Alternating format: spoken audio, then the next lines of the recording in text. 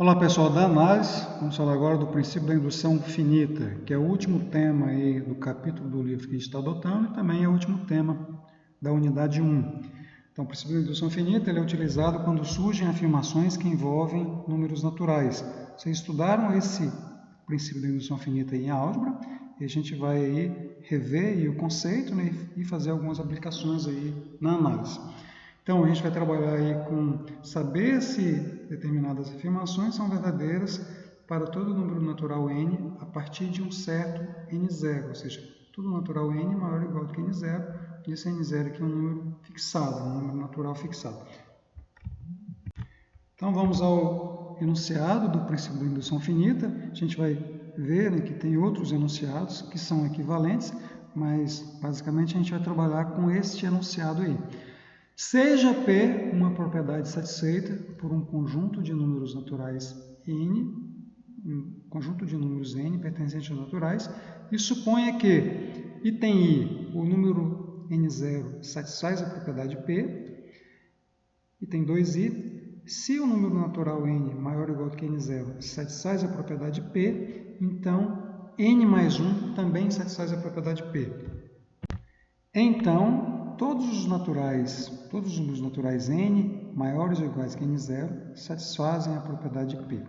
Bom, o princípio da indução finita ele é uma proposição da forma A implica em B e ele é encarado aqui como um axioma ou um postulado. Lembrando que axioma e postulado também são proposições, só que são proposições que a gente não precisa demonstrar.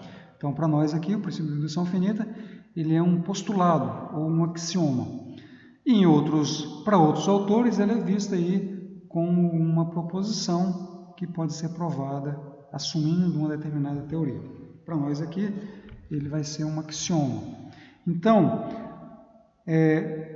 mesmo sendo um axioma, ele é uma proposição que ele tem uma hipótese, ou algumas hipóteses, que tem que ser satisfeita para a conclusão aí que é a tese ser atendida. Então vamos entender aí o que é, quais são as hipóteses e qual é a tese aí do princípio de indução finita.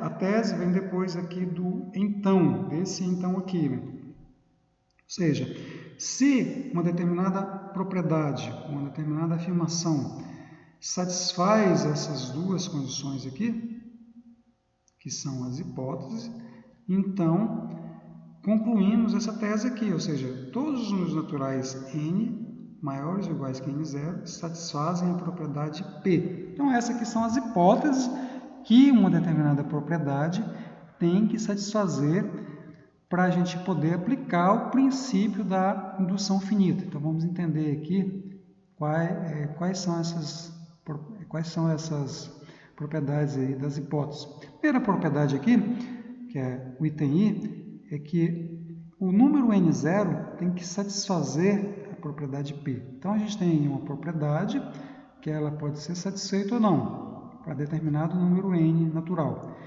Se o n0 satisfaz a propriedade P, então a gente verifica aí a primeira condição aí do princípio de indução finita, a primeira condição das hipóteses do princípio de indução finita. A segunda condição também é uma proposição da forma A implica em B. Vamos entender aí essa proposição aqui. Se um número natural n maior ou igual que n0 satisfaz a propriedade P, então n mais 1 também satisfaz a propriedade P. Então, essa aqui é a minha condição A, né? E essa aqui é a minha condição B, por exemplo. Encarando isso aqui, né, o item 2i, como uma proposição da forma A implica B. Bom, eu sei do item A aqui que o n0 satisfaz a propriedade P. Então, o conjunto de n's maiores ou iguais que n0 que satisfazem a propriedade P é um conjunto não vazio. Então, existem elementos n maiores ou iguais que n0 que satisfazem a propriedade P, porque eu verifiquei aqui que o n0 satisfaz a propriedade P. Pelo menos o n0 satisfaz essa condição aqui, né? Porque eu verifiquei no item I que o n0 satisfaz a propriedade P. Então, eu sei que existem números, ou existem números naturais n's, né, maiores ou iguais que n0, que satisfaz a propriedade P. Se essa condição aqui, eu pego um número natural n qualquer aqui, maior ou igual que n0, e se isso implicar que o n mais 1 também satisfaz a propriedade P, o fato de eu pegar um número qualquer aqui, maior ou igual que n0, implica, né, que eu verifico a propriedade 2, ou seja, se qualquer número natural n maior ou igual que n0 que satisfaz a propriedade P implicar que n mais 1 satisfaz a propriedade P, então eu tenho aí verificado as duas hipóteses do princípio da indução finita. Então, pelo princípio da indução finita, todos os números naturais n, maiores ou iguais que n0, satisfazem a propriedade P. Então, vamos entender isso aqui como um jogo de dominó aqui, por exemplo. Então, vamos pegar, por exemplo, dominós, aqui, elementos dominós aqui, espaçados. Está mal feito o meu dominó aqui, né? Mas... Então, vamos pegar aqui um determinado n0 aqui, um número dominó aqui. Eu quero saber se esse n0 aqui satisfaz a propriedade P, ou seja, se eu tenho condições de derrubar esse n0 aqui. Primeira coisa, se eu derrubar o n0, eu quero saber se a partir do n0 aqui, todos os dominós vão ser derrubados por um efeito aí de indução, né? Um efeito cascata.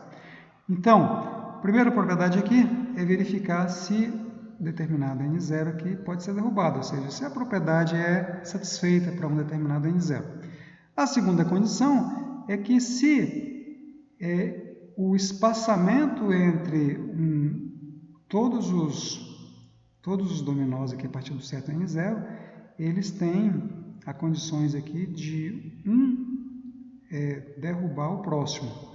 Se todos eles tiverem a condição de derrubar o próximo, de um determinado que derrubar o próximo, eu verifico a propriedade 2. Então, não basta verificar apenas a propriedade 1 e não basta verificar apenas a propriedade 2. Por exemplo, vamos entender a propriedade P como sendo aqui, por exemplo, n, por exemplo, menor do que 10. Por exemplo. Essa afirmação. Todos os números naturais são menores do que 10. Aí eu pego o n0, por exemplo, como sendo 1.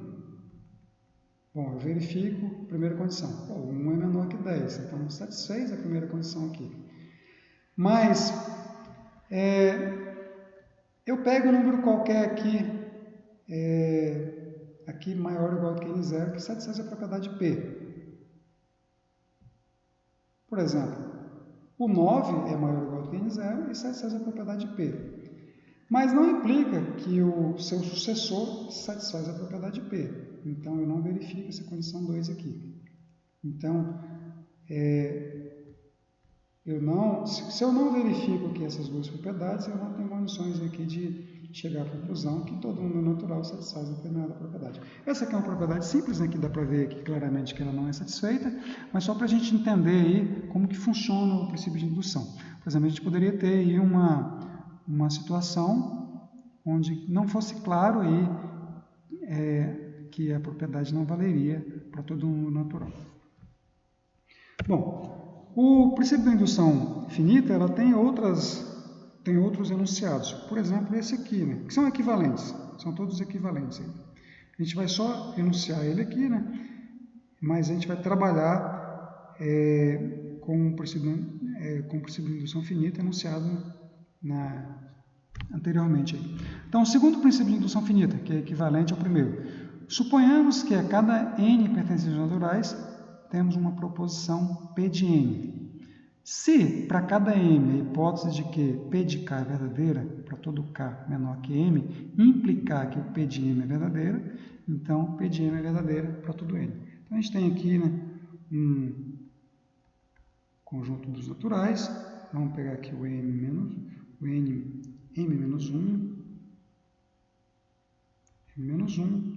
e o m qualquer. Então, para cada M fixado, aqui, a hipótese de que P de K é verdadeiro para todo K menor ou igual que M, então se eu verificar que todos esses anteriores aqui são verdadeiros, e isso implicar que o próximo é verdadeiro, então P de N é verdadeiro para todo M pertencente aos naturais. Esse princípio aqui, ele é equivalente ao anterior. O que significa isso? Que o primeiro eu posso tirar, assumindo o primeiro eu posso mostrar o segundo, ou assumindo o segundo eu posso mostrar o primeiro. Eles são equivalentes. Okay? Tem outras notações, a gente vai ver mais uma notação aí do princípio de indução finita, mas praticamente a gente vai trabalhar com o primeiro enunciado. Bom, o princípio de indução finita ele foi criado pelo matemático José Peano, que viveu aí entre 1858 e 1932. Ele foi um matemático e filósofo italiano, conhecido por suas contribuições à teoria dos conjuntos e à teoria dos números, que é o caso aí do princípio de indução finita. Okay? Então, deve-se observar que, desde o início desse curso, estamos a admitir a existência do conjunto dos números naturais, o qual foi colocado com bases rigorosas por José Peano em sua obra Arithmetics Principia, onde ele propõe a axiomatização aí da aritmética e coloca aí, o conjunto dos naturais aí bem formalizado e coloca aí o princípio da indução finita aí como um axioma. Então vamos entender aí alguns axiomas aí que o José Peano colocou aí para construir o conjunto dos naturais. O axioma 1, então, o conjunto dos números naturais, por intermédio dos seguintes axiomas, aí foi introduzido aí por José Peano. O axioma 1 é que o número 1, o 1 é um número natural. Então, o primeiro axioma que a gente assume na construção dos naturais.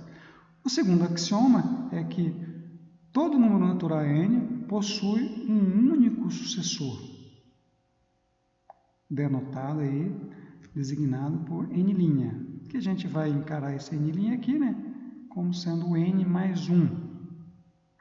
Lá na frente ele troca essa notação de n' por n mais 1. Então, todo número natural n possui um único sucessor, n mais 1. Axioma 3. O número natural 1 não é sucessor de nenhum outro natural, ou seja, o único que não é sucessor de ninguém é o número 1. Então, esse é o axioma 3. O axioma 4 é que se o n1 e o n2, números naturais, tiverem sucessores iguais, então eles são iguais. O que significa isso aqui? Que números naturais diferentes têm sucessores diferentes. Então, aqui, já colabora aqui com o axioma 2, é que todo número natural possui um único sucessor. Eu não tenho sucessores diferentes para o mesmo número natural. Ok? Bom, e o axioma 5, que é o princípio da indução finita, enunciado de uma outra forma. Então, se x é um subconjunto dos naturais e satisfaz o item 1 e o item 2, então x é todo o conjunto dos naturais. O item 1 é que o 1 pertence a x, o item 2 é que se o n pertence a x, implicar que o seu sucessor n mais 1 pertence a x, então satisfaz o item 2. Vamos só colocar isso aqui no formato aí do primeiro princípio de indução que a gente anunciou. Então, vamos supor que x seja conjunto dos n's pertencentes aos naturais, tal que P de n é verdadeiro. Então, se o 1 pertence ao x, então 1 aqui seria o meu n0. Então, o P de 1 é verdadeiro.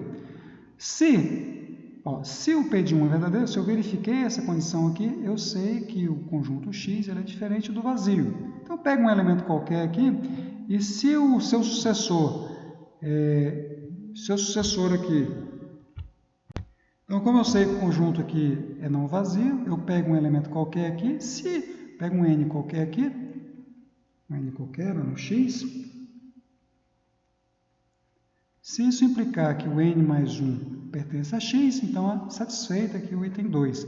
Se é satisfeito o item 1 e o item 2, então o x aqui é todo natural, ou seja, todo natural satisfaz a propriedade P. Eu posso aqui, por exemplo, reformular esse conjunto x aqui, colocando aqui a propriedade aqui, né, para pertencer ao conjunto N, como sendo N0 menos 1 mais N.